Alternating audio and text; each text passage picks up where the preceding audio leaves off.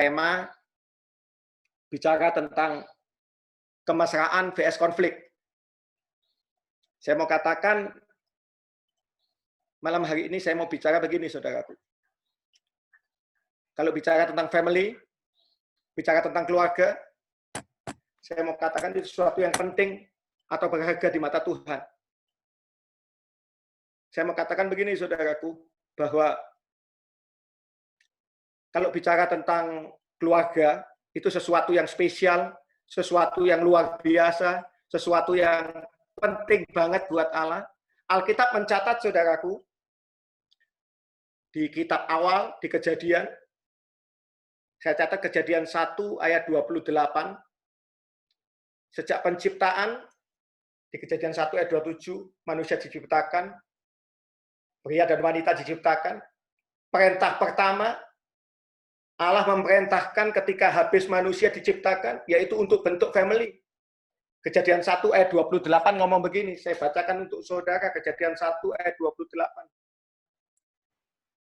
Allah memberkati mereka, lalu Allah berfirman kepada mereka, beranak cuculah dan bertambah banyak, penuhi bumi, taklukkanlah itu, berkuasalah atas ikan-ikan di laut dan burung-burung di udara, dan atas segala binatang yang merayap di bumi. Itu yang pertama, perintah yang utama. Yang pertama ketika manusia habis diciptakan. Saya mau katakan family itu begitu penting di depan Allah, karena perintah pertama Allah ketika habis menciptakan manusia, pria dan wanita, perintah pertamanya adalah bentuk family. Dan kita perjanjian lama yang terakhir, di Maliaki bab 4 ayat 6, di situ dikatakan begini, hati bapak-bapak kembali kepada anak, dan hati anak kembali kepada bapak. Ada kata-kata bapak dan anak. Saya mau katakan bicara tentang apa, saudaraku? Family juga. Jadi dengar baik-baik. Diawali dengan family. Perintah pertama bicara tentang family. Perintah Allah yang utama tentang family pertama. Nggak kebetulan bahwa firman Tuhan, perjanjian lama diakhiri juga bicara tentang family. Ketika kita menginjak pada perjanjian baru, di Matius 1 ayat 1, saudara boleh buka Matius 1 ayat 1, di situ dikatakan tentang silsilah Yesus. Ada kata silsilah. Saya mau katakan kalau bicara tentang silsilah, itu bicara tentang apa, saudara? Family, keluarga.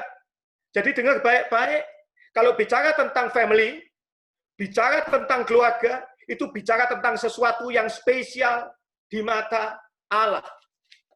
Kita kembali, saudaraku, pada Kejadian 1 ayat 28 tadi. Saudara boleh buka Alkitab bersama-sama dengan saya. Ini perintah utama Tuhan ketika sesudah menciptakan manusia, ketika Tuhan perintahkan untuk membuat keluarga, perintah pertama daripada Allah adalah apa, saudaraku? Bentuk keluarga. Sudah ketemu ayat 1, Kejadian 1 ayat 28, sudah ketemu? Kalau sudah semu, lambaikan tangan. Sudah ketemu, lambaikan tangan. Oke? Sama-sama kita baca, saudaraku. Kejadian 1 ayat 28, firman Tuhan mengatakan seperti ini. Allah memberkati mereka, lalu Allah berfirman kepada mereka, beranak cucu dan bertambah banyak. Tadi sudah saya singgung. Ini bicara tentang family. Penuhi bumi. Taklukkanlah dan berkuasalah atas segala yang ada. Alkitab mencatat bukan hanya bentuk family, tapi Alkitab catat perintah Tuhan bicara tentang apa? Taklukkanlah dan berkuasalah. Bicara tentang apa, saudaraku? Berkat. Dengan kata lain, saya mau katakan begini. Perintah Allah pada manusia bukan hanya bentuk family, bukan hanya bentuk keluarga, tapi bentuk keluarga yang siap untuk diberkati Tuhan. Yang setuju dengan saya, lambaikan tangan. Amin.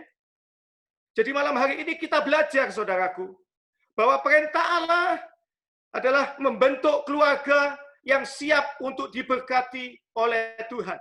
Saya percaya hari ini ada 41 yang tergabung termasuk saya, adalah keluarga yang siap untuk diberkati Tuhan. yang setuju dengan saya, kasih senyuman yang paling manis, saudaraku.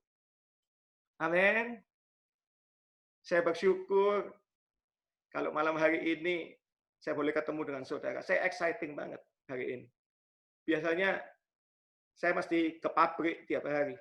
Tapi khusus hari ini, karena ada perbedaan jam, hari ini saya nggak ke pabrik, saudara. Ketika pulang pabrik, lokasi pabrik saya sampai ke rumah kurang lebih 1,5 jam. Ini kalau di Surabaya masih jam 5. Biasanya saya pulang kantor sampai ke rumah kurang lebih jam 5:30 sampai jam 6. Tapi khusus hari ini, saya percaya, saya ingin ketemu dengan saudara, saya ingin memuliakan Tuhan, saya ingin memuji, saya ingin sama-sama belajar. Makanya buka hati, saudaraku. Saya percaya, saya ingin impartasikan bahwa Tuhan perintahkan kita untuk bentuk keluarga dan bukan hanya membentuk keluarga, dengar baik-baik. Tuhan perintahkan setiap kita membentuk keluarga yang siap untuk diberkati. Sekali lagi yang setuju dengan saya, kasih senyum yang paling manis, saudaraku. Saya pengen lihat. Yes. Oke ya. Pertanyaannya, saudaraku. Bagaimana bisa membentuk keluarga yang diberkati? Itu pertanyaannya. Saya percaya 40 orang termasuk saya kalau ditanyain, pengen nggak bentuk keluarga yang diberkati? Saya percaya jawabannya semua pasti sama. Pengen bentuk keluarga yang diberkati. Pertanyaannya bagaimana keluarga itu bisa siap untuk diberkati? Dengar baik-baik, saudara, kalau bicara tentang berkat, apalagi berkat dari surga, itu barangnya surga, itu bicara tentang gift pemberian, saudaraku. Kalau tadi saudara sudah lihat judulnya, kemesraan vs konflik, saya mau katakan begini, yang pasti kalau keluarga siap untuk diberkati adalah keluarga yang tidak pernah ada kata konflik dalam rumah tangga yang tidak terselesaikan. Dengan kata lain saya mau katakan begini, konflik itu boleh, tapi dengar baik-baik. Saudara dan saya harus bisa selesaikan konflik. Lewat konflik itu, nama Tuhan boleh dipermuliakan. Dengar baik-baik, keluarga yang penuh konflik akan sulit untuk diberkati. Dengan kata lain, keluarga yang penuh kemesraan, keluarga yang penuh dengan keharmonisan, itu keluarga yang siap diberkati. Yang setuju dengan saya, lambaikan tangan. Amin. Saya percaya saudara dan saya harus siapkan keluarga untuk siap diberkati. Bagaimana caranya? Kalau punya konflik, selesaikan konflik. Bagaimana untuk selesaikan konflik, saudaraku? Ini penting sekali. Bagaimana caranya untuk selesaikan konflik? Ini penting. Saya mau katakan untuk bilang bina keluarga, nggak mungkin nggak ada konflik. Saya mengawali dengan istri juga berbeda. Saya dengan istri berbeda latar belakang. Kami dulu konflik begitu luar biasa. Sampai istri saya sampai mau bunuh diri, saudara. Hanya karena masalah odol saja kami mau cerai.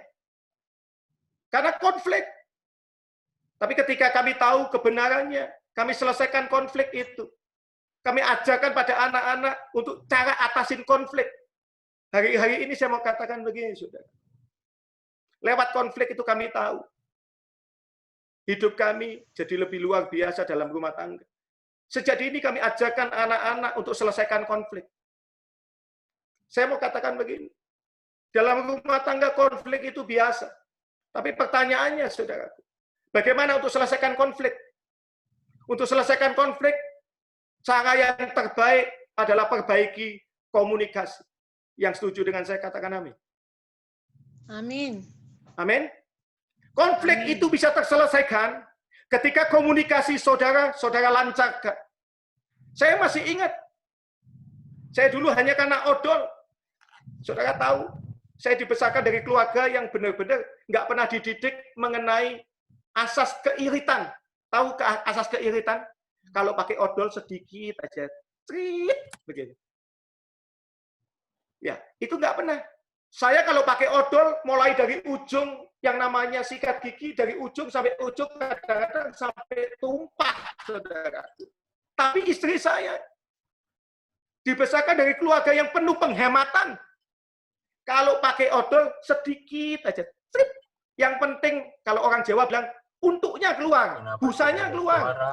Nggak ada keluar, nggak ada suara. Halo? Halo. Dengar? Oke. Dengar Pak. Lanjut Pak. Dengar, Jadi, Pak. Jadi beda konsep, saudaraku. Pertama kali, karena komunikasi kami nggak lancar, masalah kecil jadi besar. Masalah besar jadi lebih besar. Hanya karena apa, saudaraku? Komunikasi kami nggak lancar. Ketika kami undang Tuhan masuk dalam hidup rumah tangga kami, ketika kami punya anak, kami tahu kebenarannya. Hari-hari ini kami tahu, saudaraku, komunikasi yang lancar membuat keluarga jadi harmonis. Yang setuju dengan saya, katakan amin. Amin. Saudaraku, kalau bicara tentang komunikasi, komunikasi itu berasal daripada kata koinonia. Komunikasi dengan baik-baik berasal dari kata koinonia. Koinonia itu berkata tentang apa, saudara? Persekutuan, menyatu, bersatu. Jadi dengar baik-baik, arti komunikasi adalah penyatuan dari dua pribadi atau bahkan lebih untuk menjadi satu. Beda, dengar baik-baik, menyatukan dua pribadi atau lebih untuk menjadi satu. Namanya koinonia, menyatu.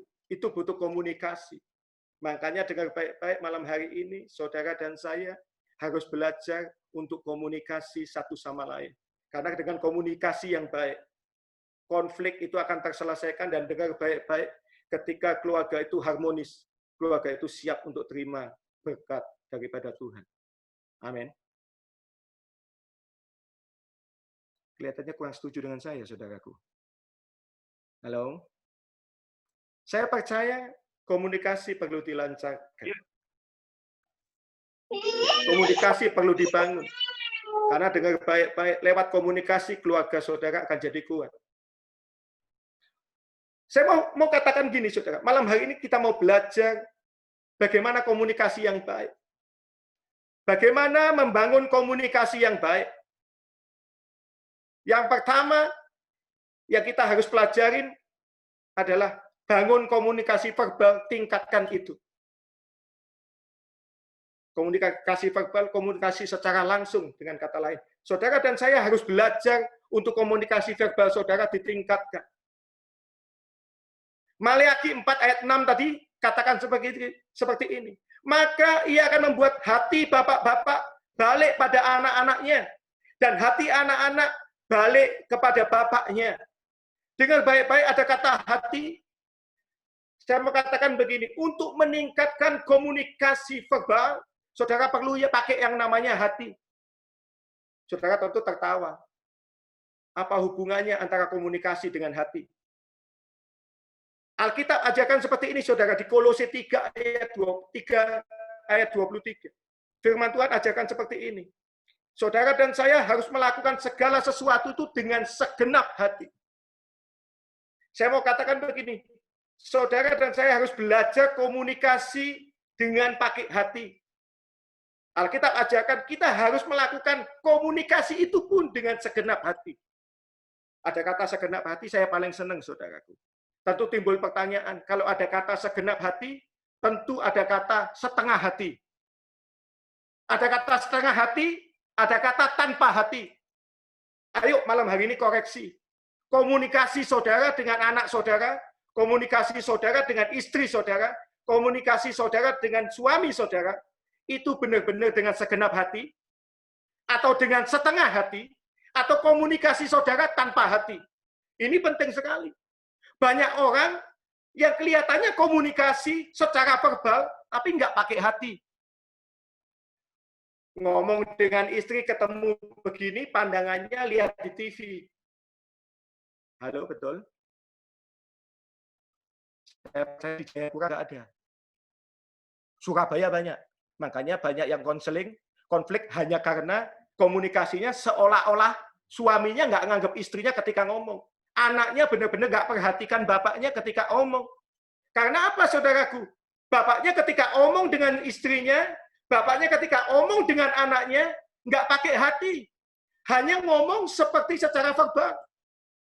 malam hari ini saya percaya 41 termasuk saya, malam hari ini koreksi bagaimana komunikasi verbal saudara, apakah saudara sudah pakai hati ketika komunikasi dengan pasanganmu, apakah saudara pakai hati ketika komunikasi dengan anakmu.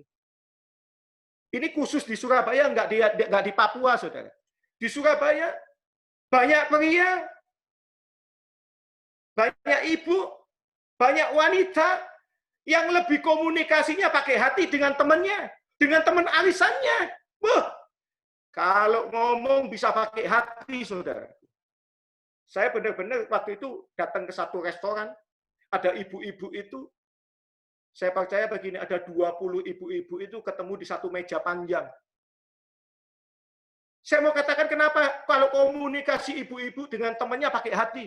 Kalau yang satu cerita, yang 19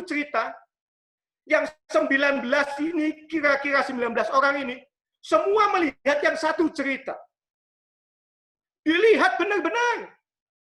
Dipandang benar-benar seolah-olah yang cerita itu mau mengatakan sesuatu yang spesial. Pertanyaannya malam hari ini simpel saja. Apakah itu saudara lakukan untuk orang yang terdekat dalam hidupmu? Apakah saudara juga pakai hati ketika suamimu bicara? Apakah saudara pakai hati ketika istrimu bicara? Apakah saudara pakai hati ketika anakmu bicara? Jangan-jangan saudara ketika anakmu bicara, saudara nggak pakai hati. Tapi ketika teman arisanmu bicara, saudara benar-benar pakai hati yang luar biasa. Sekali lagi dengar, di Papua nggak ada. Surabaya semua itu, saudara. Tapi di Papua banyak yang nggak ngaku, saudara. Nggak ngaku kalau bicara dengan anaknya, dengan pasangannya nggak pakai hati. Dengar baik-baik, tingkatkan itu. Berapa banyak bapak-bapak ketika ketemu partner bisnis, bicaranya pakai hati. Kalau teman bisnisnya ngomong, didengarkan luar biasa. Teman bisnisnya ngomong seolah itu yang terbenar. Tapi pertanyaannya bagaimana ketika anakmu bicara? Apakah engkau anggap anakmu itu benar ketika bicara? Anakmu perlu engkau pakai hati, engkau perhatikan luar biasa. Ini koreksi yang paling penting malam hari ini, saudara. Bagaimana saudara mau menciptakan keluarga yang kuat, keluarga yang harmonis, kalau komunikasi saudara nggak baik? Bagaimana saudara bisa menerima berkat Tuhan, kalau komunikasi dalam rumah tanggamu nggak baik? Saya mau katakan malam hari ini, tingkatkan komunikasi verbal. Alkitab ajarkan saudara dan saya, hati Bapak kembali pada anak. Bicara tentang apa? Hati. Mau melakukan segala sesuatu, Alkitab ajarkan, lakukan dengan segenap hati. Berapa banyak hari-hari ini orang lagi demen sepeda. Saya lihat bapak-bapak kalau sepedaan, ngomong dengan teman sepedanya. Rumah saya di Citraland, saudara, di Surabaya. Itu sampai ke TP, di tengah kota itu kalau naik sepeda begini nih, kurang lebih bisa 45 menit sampai 1 jam seperempat kalau naik sepeda, saudara. Dari Citraland menuju ke Tunjungan Plaza.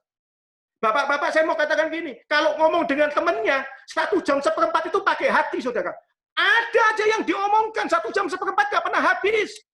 Tapi pertanyaannya, bagaimana dengan ketika saudara bicara dengan pasanganmu? Bagaimana ketika saudara bicara dengan anakmu? 10 menit saja kelihatannya sudah begitu lama. Betul apa betul? Kalau betul, lambaikan tangan, saudara. Yang mantuk-mantuk itu tanda setuju. Orang yang ngaku duluan itu pintu surga terbuka dulu, saudara. Yang nggak ngaku bahaya, saudara. Karena nggak pernah dengar kebenaran firman Tuhan, saudaraku. Halo? Dengar baik-baik malam hari ini. Kalau itu yang engkau lakukan, engkau begitu ketemu teman hobimu, ketemu partner bisnismu, ketemu dengan teman arisanmu, engkau melakukan komunikasi dengan segenap hati. Tapi ketika engkau ketemu dengan anggota keluargamu, dengan anakmu, dengan pasanganmu, engkau nggak melakukan dengan segenap hati, malam hari ini bertobat, saudara. Halo? Saya minta mute-nya dibuka semua. Mute-nya dibuka semua. Mute-nya dibuka semua. Mute-nya host, tolong dibuka mute-nya. Semua. Saya pengen dengar confess saudara. Kalau memang itu yang saudara lakukan hari-hari ini, malam hari ini saya minta saudara dan saya ngomong, ya saya bertobat. Tolong dibuka mute-nya. Nggak apa-apa, saudara. Ngaku itu tangga saudara sudah dekat dengan pintu surga? Yuk. Oke, saya mau tanya sekali lagi. Kalau itu betul ada dalam hidup saudara boleh angkat tangan kanan saudara. Saudara boleh angkat tangan kanan saudara. Kalau komunikasi saudara nggak baik hari-hari ini dengan anggota keluarga, dengan pasanganmu, dengan anakmu, tapi kalau lebih baik komunikasi dengan temanmu, dengan partner bisnismu, dengan teman arisanmu, saudara saya ajak saudara malam hari ini angkat tangan kanan. Taruh tangan kanan di dada saudara bilang begini, Tuhan malam hari ini minta ampun. Oke, saudara boleh mute semua, boleh mute semua.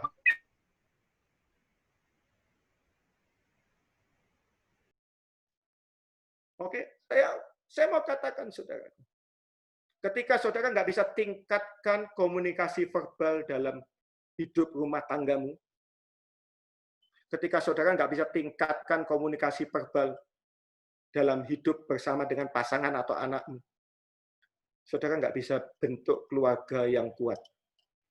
Karena keluarga yang kuat adalah keluarga yang menyatu. Dan saudara tadi sudah saya kasih tahu bahwa arti daripada komunikasi itu koinonia, menyatu, menjadi satu. Untuk butuh menjadi satu, butuh komunikasi yang baik, saudara.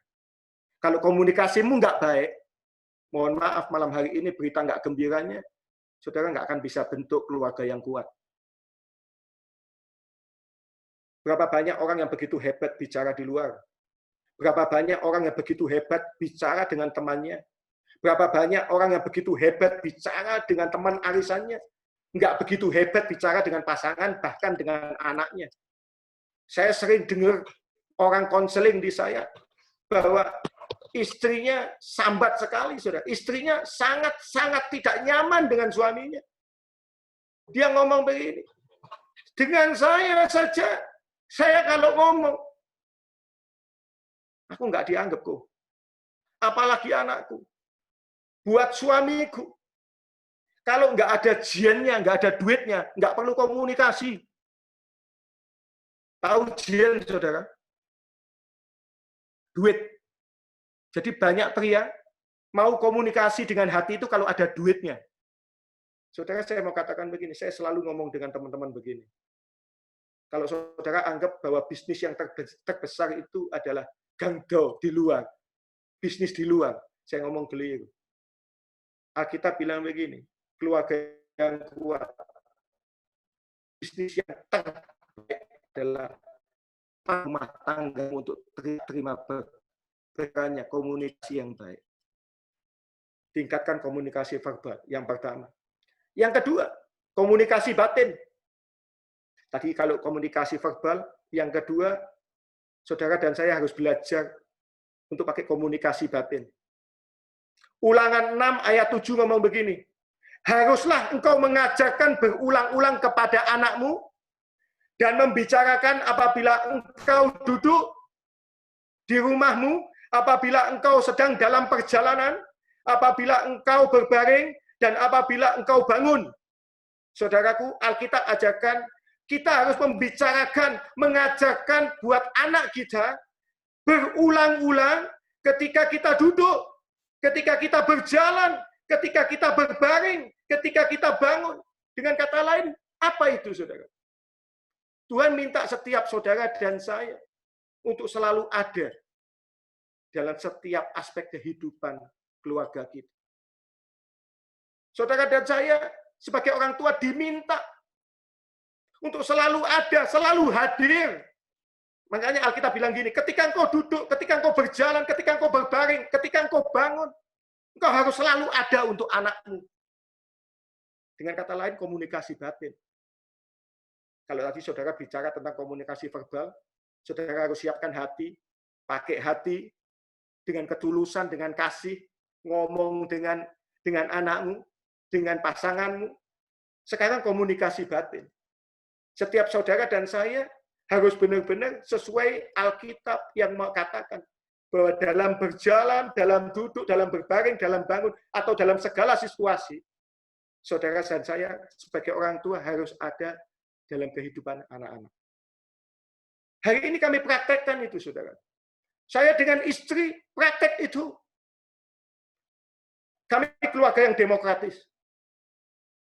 Saya saking nggak bisa share surat daripada anak saya. Kami mendidik anak kami ketika kami tahu kebenarannya. Dalam kondisi mereka senang, ada kami. Dalam kondisi mereka susah, mungkin karena bertengkar dengan teman, mungkin dengan pasangan pacarnya, kah? Mungkin dengan kondisi, mungkin yang simpel-simpel, yang sepele. Kami selalu hadir buat mereka. Kami ajarkan bahwa kami sebagai orang tua selalu ada buat mereka. Jadi kami selalu siapkan waktu, bukan hanya waktu saja. Kami selalu ingin tunjukkan ke mereka, kamu boleh bicara apapun, kamu boleh kritik kami apapun. Jadi kalau saudara, kami selalu siapkan waktu, dalam 1 tahun itu kami bisa jalan-jalan dengan anak-anak full team. Sepanjang perjalanan, kalau saya mungkin lagi sewa mobil, atau kami lagi jalan bareng, anak kami bisa gojlok kami, bisa tertawa dengan kami, ngomong apapun boleh, ngomong seperti apapun, papahnya mau dikritik, mamanya boleh dikritik, boleh. Kami pun juga kritik mereka dengan kondisi kami seperti teman. Dengar baik-baik, Alkitab ajarkan saudara supaya saudara hadir dalam hidup anak-anak. Pertanyaannya, saudara dan saya sebagai orang tua, apakah secara kehadiran anak-anak merasakan kehadiran saudara dalam segala situasi dalam hidup mereka? Berapa banyak anak nggak berani ngomong dengan orang tuanya ketika ngadepin masalah? Karena ketika ngomong dengan orang tuanya, bukan solusi yang dia dapat, tapi penghakiman yang dia dapat. Saya sering dapat yang namanya konseling seperti itu. Mamanya nangis-nangis. Ajak anaknya, dia bilang, aku kalau ngomong selalu salah. Papaku selalu menyalahkan aku. Nggak masuk di logika, nggak masuk di hitungan, nggak cocok dengan kehidupan, katanya. Dengar baik-baik, saudaraku. Saudara dan saya hari ini Alkitab ajarkan untuk masuk dalam satu bagian dalam hidup anak-anak saudara. Komunikasi secara batin. Bagaimana anak-anak merasa nyaman ketika ada saudara. Saudaraku, anak saya yang pertama hari ini kuliah di Singapura. Dia selalu kalau mau beli apapun, mau masak apapun, mesti telepon mamanya. Mau motong apapun, telepon mamanya. Kemarin mau beli yang namanya alpukat. Dia fotokan ke mamanya. Kami sendiri juga nggak ngerti ada alpukat kok modelnya berintik, saudara. Saya pikir alpukat atau bukan, jadi modelnya kayak berintik begini. Saya dengan mamanya cuma tertawa-tawa. Masa ada alpukat kok modelnya berintik kayak jeruk, saudara. Tapi anak-anak kami ketika kami ngomong, itu mungkin alpukatnya Papua, saya bilang seperti itu, karena berintik. Anak kami tertawa, saudara. Ternyata alpukatnya Afrika, saudara. Jadi berintik-berintik begitu. Jadi dalam hal ini kami ajarkan anak kami untuk dalam hal apapun dia merasa bahwa mama papanya perlu diajak omong. Supaya apa? Dia butuh masukan. Hadir dalam hal-hal yang paling kecil. Berapa banyak anak-anak hari ini nggak mau ngomong untuk hal-hal yang kecil. Dengar baik-baik, saudaraku. Kalau komunikasi batin saudara dan saya nggak lancar dengan anak-anak. Kalau untuk hal-hal yang kecil dia nggak mau cerita. Hal-hal yang besar pun dia nggak akan cerita dengan kita orang tua. Karena dianggap dunianya berbeda. Saya ketika ketemu dengan anak saya yang usianya hari ini 16 tahun, saya jadi seperti anak yang 16 tahun, saudara. Saya meskipun basket nggak kuat, saya basket dengan anak saya. Meskipun saya ketika saya kalah, akhirnya saya digendong dengan anak saya. Dalam segala hal saya kalah, saudara. Tingginya kalah, segalanya kalah. Tapi dalam segi yang namanya fisik, secara mental, secara impactasi roh, saya tidak kalah dengan anak-anak. Dengar baik-baik. Butuh apa, saudara? komunikasi secara batin. Yang terakhir, untuk membina keluarga yang kuat, untuk membina keluarga yang siap diberkati. Kalau tadi saudara harus tingkatkan komunikasi verbal yang pertama.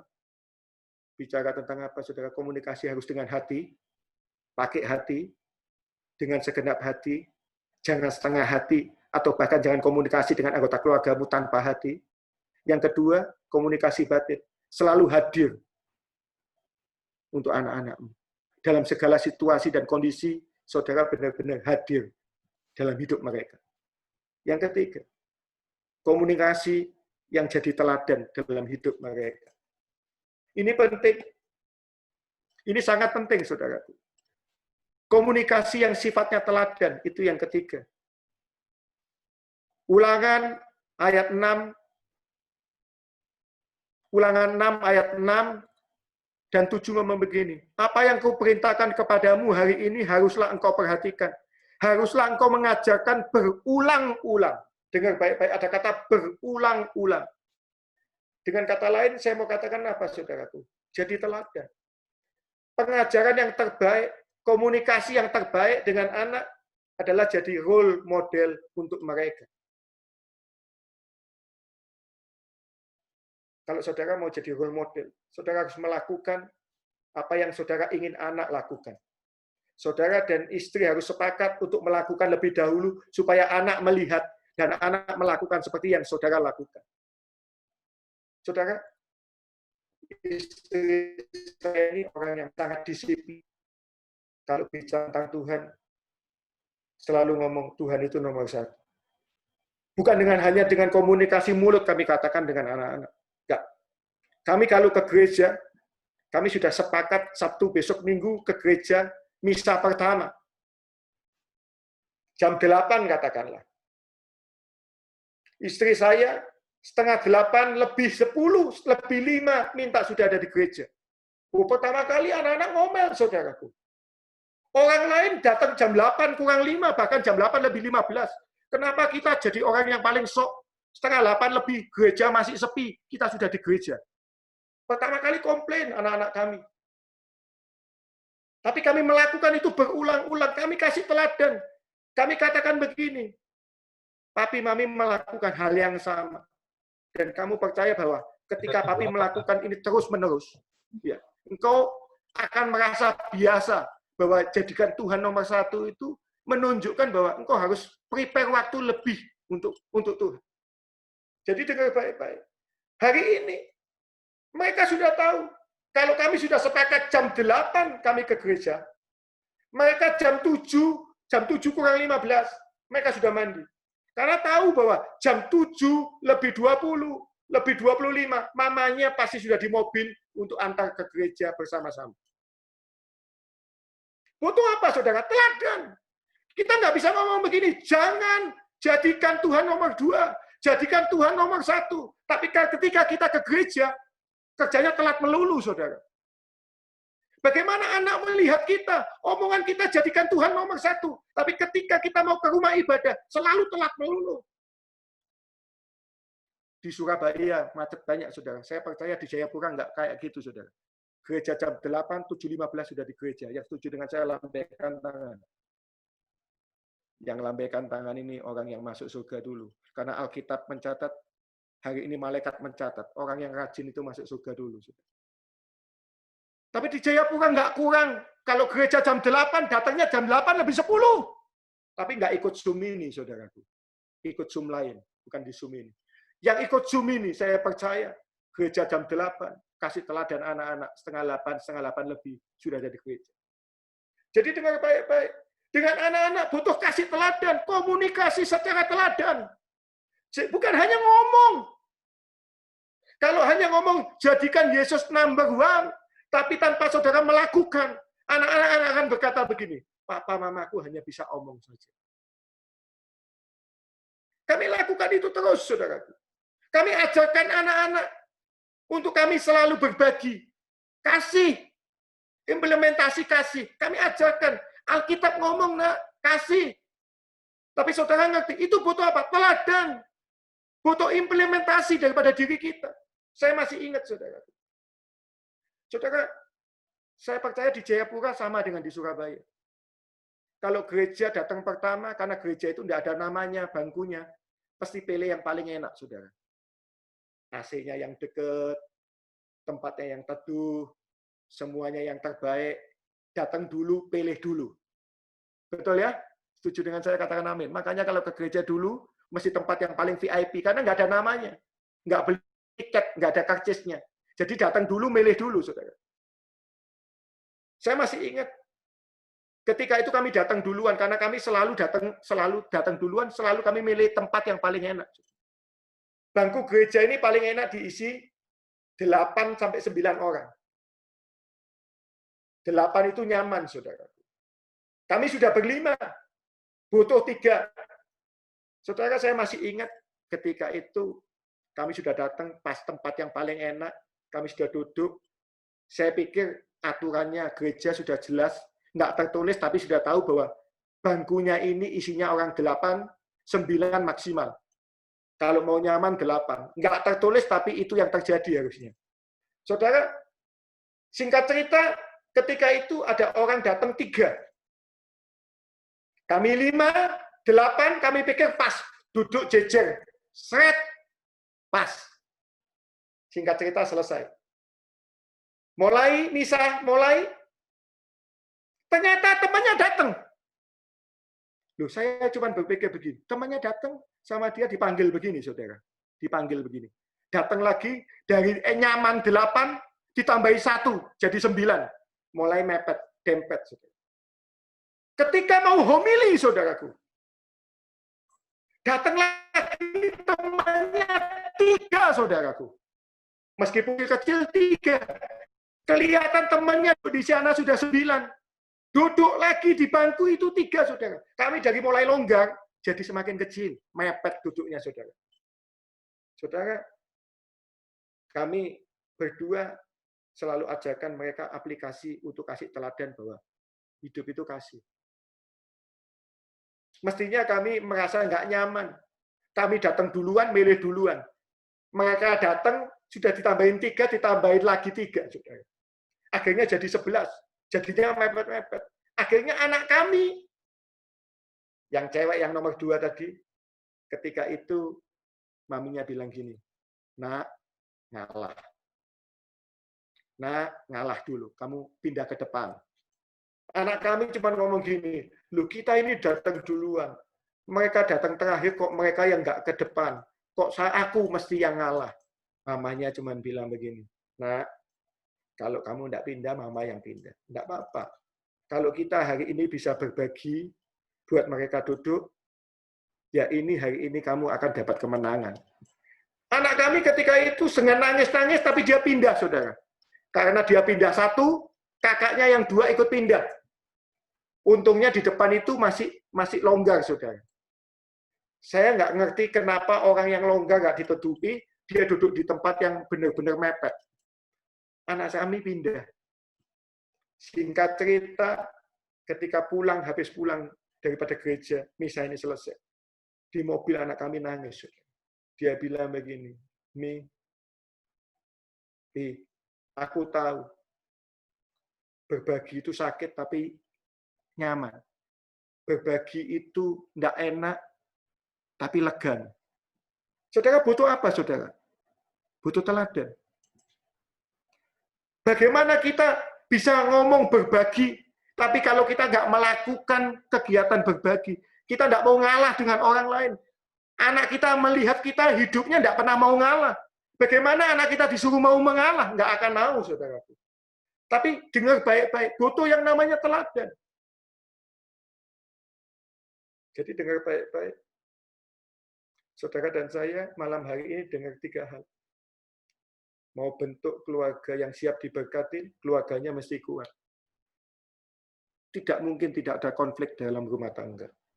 Tapi dengar baik-baik, untuk selesaikan konflik, perbaiki yang namanya komunikasi. Untuk perbaiki yang namanya komunikasi, saudara harus pegang satu hal, bahwa komunikasi itu bersifat koinonia, menyatu. Menyatukan. Kalau ada kata menyatukan, pasti berbeda. Tapi Tuhan izinkan saudara ketemu untuk jadi satu. Saya selalu katakan begini, saudaraku. Saya tutup dengan satu cerita. Saudara tahu yang namanya sepatu.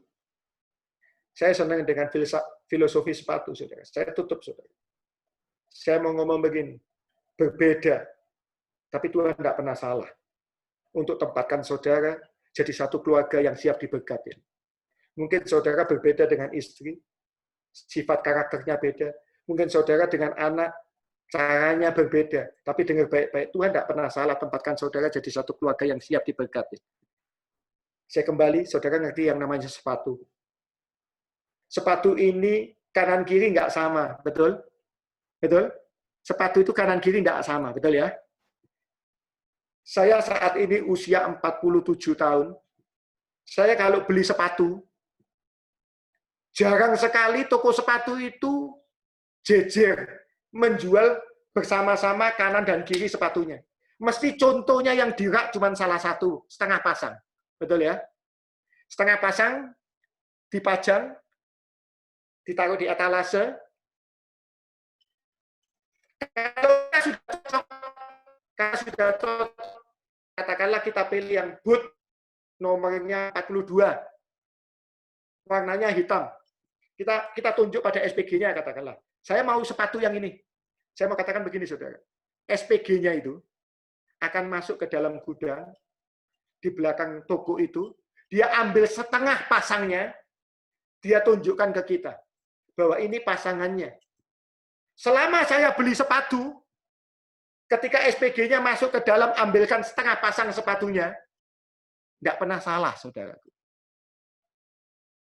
Sekali lagi saya mau katakan, SPG yang namanya manusia, ambil setengah pasang sepatunya itu tidak pernah salah. Pertanyaannya buat saudara dan saya, apakah Tuhan salah tempatkan yang namanya pasangan, anak, keluarga dalam hidup saudara? Kalau SPG aja ambil setengah pasangnya, selama ini saya pilih tidak pernah salah. Saya sangat yakin malam hari ini saya yakinkan buat saudara. Tuhan tidak pernah salah. Taruh pasangan dalam hidupmu, taruh anak-anak dalam hidupmu untuk jadi keluarga yang siap untuk diberkati. Yang setuju dengan saya lambaikan tangan. Jadi nggak ada alasan, saudara. Kalau saudara dan saya malam hari ini nggak jadi keluarga yang kuat dan keluarga yang diberkati. Terima kasih, Tuhan Yesus berkatin saudara. Ayo kita sama-sama kita tundukkan kepala, kita berdoa bersama-sama.